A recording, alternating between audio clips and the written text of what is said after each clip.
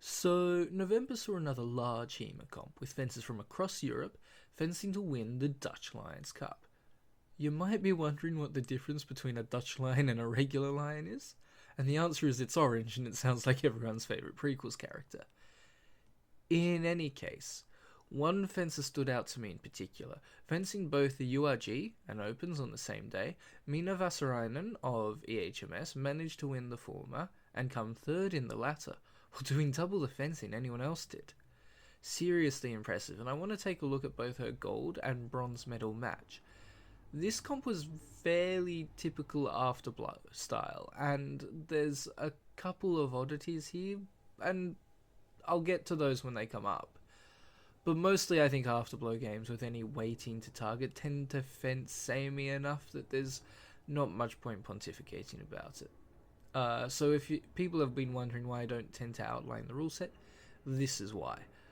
Also, just an FYI, this might be the most straight off the line fencing I've seen outside of Modern Saber, if you're wondering why there's a bit less emphasis on the preparation than usual. Just very quickly, I want to give a shout out to Futuristic Fencing, a YouTube channel from which I got all my footage. If you want to watch these matches in full, plus a bunch of others, I will give links to both the channel and these particular videos in the description. So we'll start with Vasarainen's open bronze match against Jonathan Robson of London HFC. These finals use the multi-leg format that I've covered multiple times. Obligatory, the fencing is more interesting to me if you have a larger field of play than this, but with that out of the way, let's get into the match. The first touch, we see a hand snipe from Vasarainen as Robson steps in, that Robson tries to punish with a distance riposte. This is parried and he backs off, but this lets him steal the middle of the field. However, because he broke distance and hasn't stepped in, any attack from this exact space has to be compound unless he prepares for some other movement, just because the parry has too much time.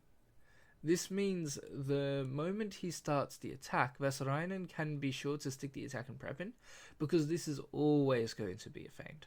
It's a classic issue of how people fence against someone pushed to the back line. The assumption is commonly they will parry because they can't break, but often, and especially in these afterblow rule sets, counterattacking forward is the best gamble you can make here, because even when the compound attack isn't the obvious choice from the attacker like it is here, it tends to either be a washed exchange or yours, so you can catch the opponents unprepared. Our following touch is actually an example of how both behaviour can change when an opponent isn't pressed into the backline, and also how the difference between a compound attack being the only realistic option and being just close enough to direct attack changes in engagements, although it doesn't quite work out and we can talk about why. Off the line, Vasarainen attempts a one-hand snipe, nothing comes of it and Robson looks for another distance riposte but aborts. However, notice as he does so, Vasarainen tries to parry. This gives away that she's open to the idea that she could be straight attacked at about this range, and since she has some space left she's likely to try to use it. Hence, Robson can send this compound home knowing it's likely she'll try to parry again. Except, he doesn't actually have that certainty. And this is also reasonable. Just because someone reacted to a more unexpected feint by parry doesn't mean they will do it again. However, he breaks time between his feint and finish out of hesitation she might attack and prep again, in an attack that was clearly meant to be in orthodox tempo, which allows Vasarainen to turn this false riposte into a counterattack with just enough opposition to turn this hit into no quality from Robson. Robson gets his first points on the board with his lovely forward parry riposte. Vasarainen's main preparation so far has been a bouncing push until Robson takes any step that brings the hand into target, followed by a snipe. She's done it 3 times in 3 exchanges, including this one now. So he lets her start, presses back a bit, which lets him set the distance of the final interaction. And the moment he steps in again, he knows the attack is coming straight to his hands, which allows him to confidently parry, robbing the remise of space and finishing the riposte. Really nice touch. I think this next touch shows that Robson just loves a compound. We're starting to see the middle space more contested, with Robson trying big body feints here because he wants to see a reaction to go through, and Vasarainen threatening the simple attack against any serious movement forward. Once again, we see Vasarainen go to the hands the moment Robson steps in. This time, however, by low rising cut with a false edge, which really hurts the parry riposte response. Robson distance parries and starts a very quick distance riposte, but again, I think he just assumes a parry that just doesn't occur, and Vasarainen staying in tight and just jamming the remise in kills the space he needs to get his edge on, denying him any points in this. Note this is particularly so since he chose such a wide feint. In my opinion, if he chose a simple riposte arm, that may have been his best choice, but such a wide action ensures Vasarainen will always hit first, and the jamming of his attack so he can't get his edge on kills the chance of an afterblow deduction. We get a couple of doubles that are worth talking about because they illustrate how much trouble Robson has in getting around this problem, but for the sake of brevity I'm just going to show them to you and continue. Then we get another attack from Vasarainen, this time more or less straight off the line. As they start to come together, she presses to try to take the space so that she can push off the closing distance to draw a response and finish. It's the first change of space preparation we've really seen from her. However, the moment Robson sees her press and shoulder tag, he knows what's happening. It's a classic position to try to pull flexible arm back compounds from off the implied threat of the Schiegelhau. And doing it right off the line really indicates you are looking for the front football to launch off second phase. The moment he sees it, he starts to pull away. And watch the search as he does so. Searches with the longsword, or the rapier for that matter, are often not great to do earnestly because big wide tempo with a sword that does not like to stop. But look at the physical geometry created by how he's pulling away as he does it. This search was never going to make contact, but it did something more valuable. It ensured the attack would definitely be multi-tempo, forced the broken time starter so that Robson has just enough time to finish the pullout while Vasarainen was pinned, managing the distance, and he could wait for the finish to come to riposte. Here with this touch we get a really interesting change from Robson. It might look like he's backing his simple attack, but I don't think that's quite it. Again, Vasarainen comes out of the blocks with a press, and Robson just holds off till he can send his cut into one. But I don't think he really expects it to connect. It's a proper attack, but notice how he just very slightly decelerates the finish of the step early. He's hedging his bets and preparing a second intention counter riposte.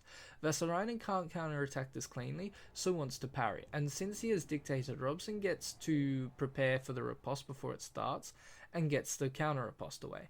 In the end, he did actually get through on the first one, so it was well done by him, but looking at the whole exchange was important. Vasarainen retakes momentum with I think the nicest distance riposte I've ever seen in HEMA. In fact, it's a distance counter riposte. So similar to what we've seen on multiple occasions now, she threatens the hand as soon as Robson steps in with a counter press to her press. But after multiple, she knows he's likely to distance riposte, so the moment it's clear she's not going to hit anything, she starts to pull back. He can tell an immediate finish misses, and so holds to keep going, but Vasarainen sees this also, and just briefly holds to invite. Forced to fall short and immediately counter riposte chest. It's a gorgeous little touch you do not see too often in HEMA. 5 points down with less than a minute before last exchange, Robson needs a couple good ones to keep in it. Here we start to see fences slow down, sending it off the blocks. Robson trying to bait Vasarainen into another hand touch fall short, which he eventually gets because she absolutely loves that target. Vasarainen feigns it to drop to the leg, but Robson has clearly decided he's willing to grind it out on target difference, and instead of distance breaking or trying to parry, he just sends it straight at the dome. He ends up hitting hands instead, though I think he hits both, it's just hands first, but Vasarainen's leg gazeland was passe, so he still comes out 2 up. Basically, that Vasarainen falls over trying to kill the space for the riposte, while she still got forward momentum, while Robson does not. And the referees award 3 points to Robson for quote-unquote dominance. I probably wouldn't call it that. I find language like that to be a bit dramatic, and both fencers have just taken different physical positions to kill the riposte and remise. But I think trying to force the failure of a riposte this way in Longsword is a bit dicey from a safety perspective, and I don't hate it being punished, but I'd probably just make it points conceded if you end up with 3 points of contact on the ground after attacking, or something like that. But that means this match is certainly getting decided over another 2 legs. So we start the next leg and watch this hand hit. Nice, huh? Why did it work when most of the others found nothing?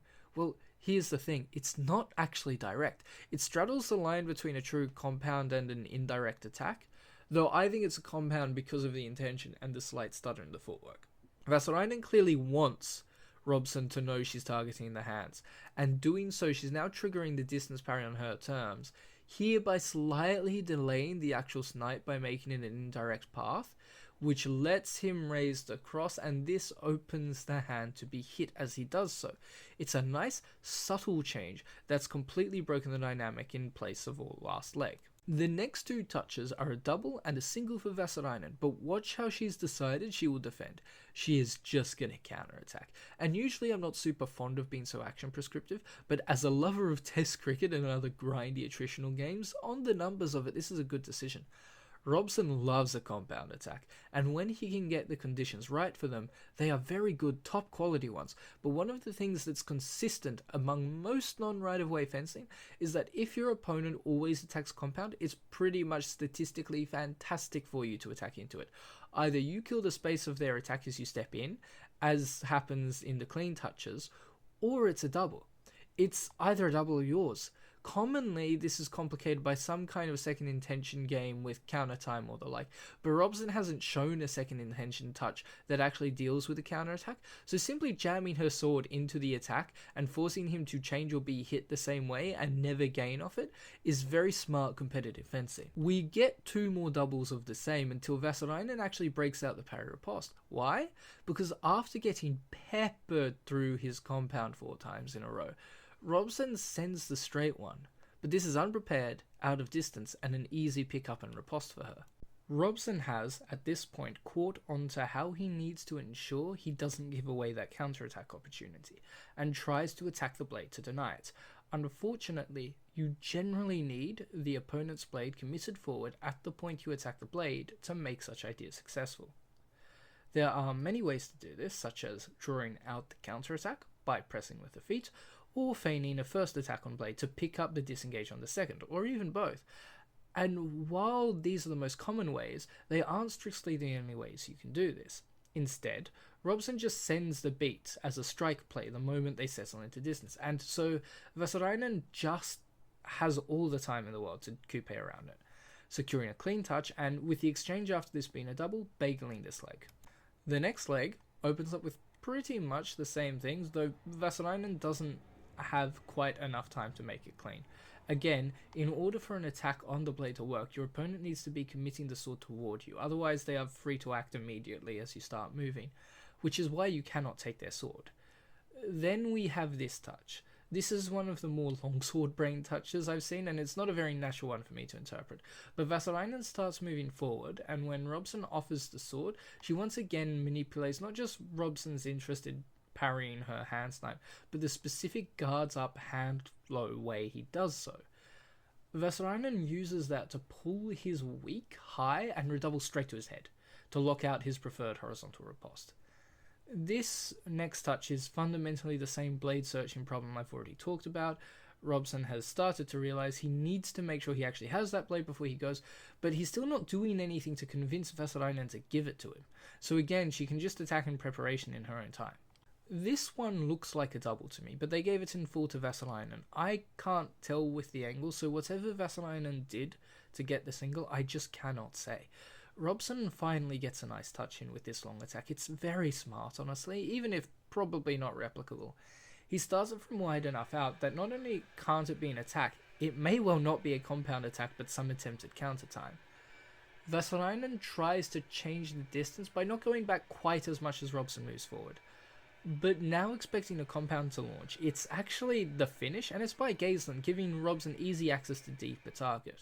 Our final touch is a classic pull short parry riposte, Vasarainen just waiting, I assume initially for the compound or search, but completely ready for the straight one, which is just a tad far out. That wins her the bronze for the Opens. Let's look at the URG now. So, her gold medal match opponents for the URG was Farah McAdam from the Caledonian Sword Guild in Caledonia, better known as Scotland or North England if you want to make them angry and have no sense of self-preservation. So we start with both fencers setting a space, and Vasarainen, just as McAdams thinks about doing something, flicking this cute Gaisland, which is ignored for quality reasons. It does, however, make it clear she's a threat from this range, and so in choosing to stand her ground against this attack, McAdams also has to parry. And the coupe means it's easy for Vasarainen to find the hands, even so, also getting a counter riposte in for good measure. Then we have this riposte from Vasarainen. Pretty much the moment they are out of fencing distance, McAdams sends a straight attack at Vasarainen's hands, but she just goes in a bit too deep, so once the parry happens, there's no way out. The next touch is fun because it shows how you can more effectively attack the blade. So we have this start, similar thing, McAdams is out of the gate looking for an attack, sweeps at the hands, and Vasarainen breaks distance. Vasarainen starts an attack into her recovery, but the distance is obviously too long for the simple attack to hit, so McAdams stands her ground and starts a counter thrust. Her doing so is that commitment I was talking about earlier, that an attack on blade needs to function. Instead of searching for the blade and trying to contain it, Vasarainen has just used the obvious reality she has to attack over multiple steps to draw out the counter and beat it away to hit the flank. Lovely touch. Now, for this one, Vasarainen tries a similar coupe to a couple of touches ago, but McAdams just waits for the real attack and parries it this time. Since it's from long enough away, it has to be compound, and she got punished for trying to attack into the last one. However, Vasarainen simply recognizes that she's going to be parried before McAdams herself is sure, which gives her barely enough time to make this tiny counter parry as she continues to press in, denying McAdams any space for a quality wind, and then getting the riposte to the head. This touch seems to be a double that the ref just didn't see, which is fair enough, so we'll look at the next one. The touch that wins this for Vasarainen is, I think, a bit tough on McAdams. It was a beautiful long attack, and this is to a large degree regional and personal preferences, but while it's obviously on the lighter side, there's comfortably enough percussion in it for me, and had it been countered, Vasarainen's afterblow would have been well out of time. But that's just kind of the reality of a human judge quality criteria. We won't always agree, and even when we do on paper, we won't see the same thing live, and especially live versus being able to go over it multiple times. The second leg of this match starts with a touch that shows how important it is to fight for the higher targets in weighted target fencing. I've talked before about how this leads to some value in specific assumptions about where to parry, like assuming your opponent will riposte head and saving time by just parrying that way preemptively. But on the invite, it's also incredibly valuable. Here, being a tad taller and the one taking the parry against a horizontal cut, McAdams has a comfortable time drawing her guard up over Vasarainen, forcing her opponent to try for the ribs if she wants to hit immediately, or she gets the choice targets of the head, leading to a differential that favours her. Then we get into the main quirk of this rule set, which is that, in theory, an extra point is to be awarded to clean hits to deep target that have no chance of being afterblowed. The application of this idea was apparently inconsistent from what I've heard, because that later concept is incredibly hard to get a consensus on, as it's essentially arguing hypotheticals. But you are going to see a couple 4-point touches in this match now, and I wanted to explain why. So we've seen McAdams previously press, make an attack, and then usually hold against Vasarainen's return, either by a standing counterattack or a parry riposte. Here, she actually maintains a press, and with Vasarainen assuming one of those other responses, she just starts the first step of her long attack, and McAdams makes a really nicely timed direct thrust in opposition into the preparation. This one is a good example of why beats to the hand can be a bit tricky in Longsword. Completely doable, but this situation isn't the kind of condition for it. McAdam beats, I think Vasarainen wasn't really ready for it, but it's fine because while making a very indirect attack from the beat, McAdams gives her plenty of time to just finish the coupe and attack head, and McAdams finishes much lower. Had McAdams driven the thrust into the shoulder with a high guard from here, it might have been quite different, but it's hard to say. The next touch is in fact another thrust, same idea as last time. McAdams presses to invite the at least indirect, likely cutting attack and just pounces on it. This time a little later, but the attack is more withdrawn, so any earlier and it could have been doubled. It's another really lovely one, and funnily enough, after the bronze match, it's now Vasarainen who has to figure out how she's going to come back from a couple of decisive counterattacks. Really interesting touch you don't see often here. A more or less stand-in second intention parry riposte by false attack. Vasarainen starts trying that first phase hand snipe preparation again, but I think she expects this to be parried, so she's looking for the counter riposte. The reason she doesn't move is that McAdams' ripostes are generally done without moving back, and are really lightning, but have so far been quite direct, so staying back a tad gives Vasarainen time, which she takes full advantage of. I'm used to seeing this kind of thing on the lunge, but seeing it done off very little footwork at all is really fun. The next touch is another example of that indirect hand snipe we saw earlier in the second leg of the bronze match. Once again, letting her opponent develop the target for her through her own parry, Vasarainen then lands the actual touch, and this leads to her having enough time for the block out too. To even the score, we have this kind of funny one. Initially, I thought it was a typical situation where both fencers seem to just, off no real change in relative movement, feel like a direct attack is on, but there's something more to it. Vasarainen has in fact found the attack and prep she was looking for. She'd been trying to find this moment into McAdams' press earlier, but since McAdams' changes in the second leg, had been really struggling because she had been going just slightly later for the compound, and McAdams' forward counters killed that. Now, with a nice thrust of her own, straight through McAdams' weak and off her front foot movement, she's completely caught. This touch has McAdams blitzing off the line, hoping to catch Vasarainen settling in at the middle of the field. But her opponent had already started to hold, and so while she lunges in, she does so with a nice little beat parry for the riposte. That puts Vasarainen in the lead, and a final double for the last exchange forces the end of this one, handing gold to her. If you'd like to watch another URG match, I've got this one done right here, and I also have very recently an analysis on a right-of-way longsword comp between two of the top longsworders, if you want to give that a watch.